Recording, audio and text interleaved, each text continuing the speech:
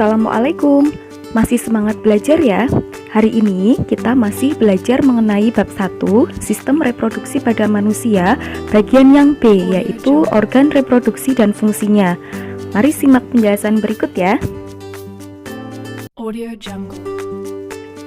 Organ reproduksi pada manusia terbagi menjadi dua, yaitu organ reproduksi pada laki-laki dan organ reproduksi pada perempuan.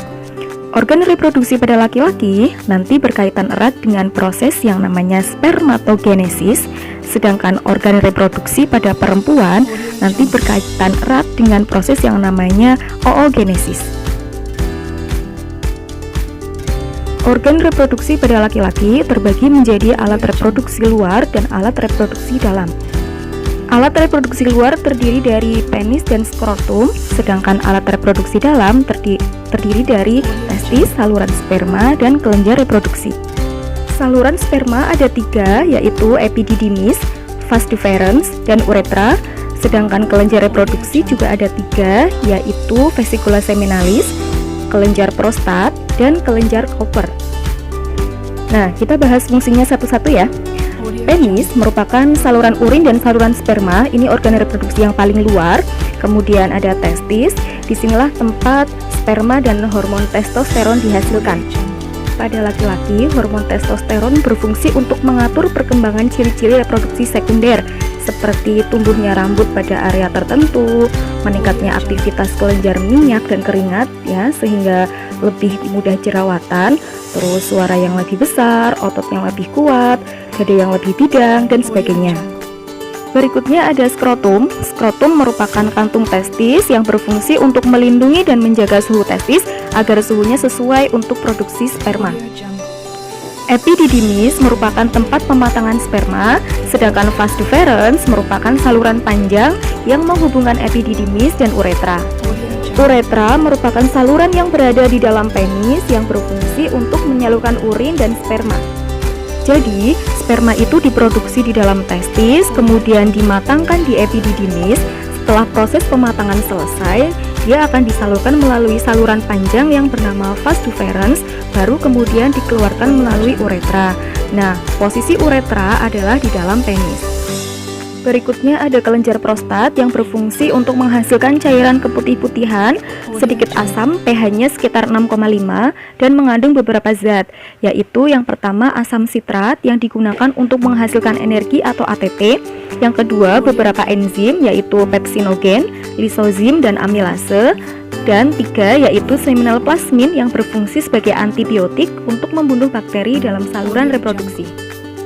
Sedangkan kelenjar Cooper berfungsi untuk menghasilkan lendir dan cairan yang bersifat basa yang berfungsi untuk melindungi sperma.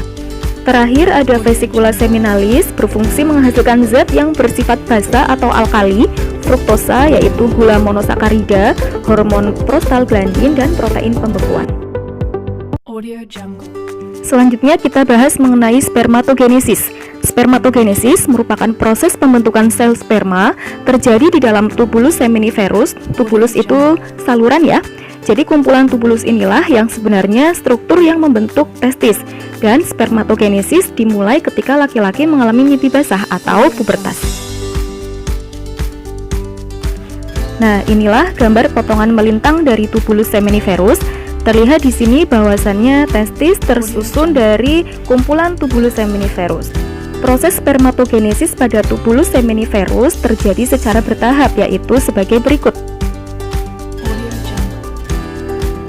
Sel induk sperma atau spermatogonium yang bersifat diploid atau 2N mengalami pembelahan secara mitosis membentuk spermatosit primer.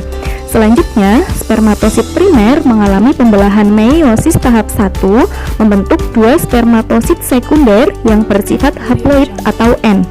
Spermatosit sekunder kemudian mengalami pembelahan meiosis tahap 2 membentuk spermatid yang bersifat haploid atau N. Akhirnya, spermatid mengalami diferensiasi atau perkembangan sehingga terbentuk 4 sel sperma atau spermatozoa yang matang. Dalam satu kali proses spermatogenesis dihasilkan 4 sel sperma yang bersifat haploid atau N. Berikut adalah struktur sel spermatozoid atau sel sperma. terdiri dari kepala yang runcing untuk memudahkan sel sperma menembus sel telur atau ovum ketika proses fertilisasi atau pembuahan. Di dalam kepala terdapat nukleus atau inti sel yang berisi materi genetik atau DNA untuk warisan sifat. Berikutnya, bagian tengah ada mitokondria dan bagian ekor yang dilapisi oleh membran plasma. Fungsi dari ekor sperma adalah untuk memudahkan dalam bergerak. Selanjutnya, kita bahas mengenai sistem reproduksi pada perempuan. Organ reproduksi pada perempuan terdiri dari uterus atau rahim, tuba fallopi atau oviduk, infundibulum, ovarium, serviks atau mulut rahim, vagina, dan dinding endometrium. Ovarium berfungsi menghasilkan sel telur atau ovum. Infundibulum dilengkapi dengan fimbriae untuk menangkap sel telur dari ovarium. Tuba fallopi atau oviduk sebagai tempat fertilisasi atau pembuahan, yaitu bertemunya sel sperma dan sel telur. Proses pembuahan menghasilkan zigot, kemudian zigot menempel pada rahim dan berkembang menjadi janin. Sedangkan dinding endometrium berperan dalam pembentukan plasenta dan akan luruh ketika tidak terjadi proses pembuahan. Peluruhan dinding endometrium ini disebut sebagai proses menstruasi. Serviks atau mulut rahim berfungsi menjaga rahim tetap tertutup dan janin tetap berada di dalamnya selama kehamilan. Vagina merupakan saluran yang menghubungkan lingkungan luar dengan rahim.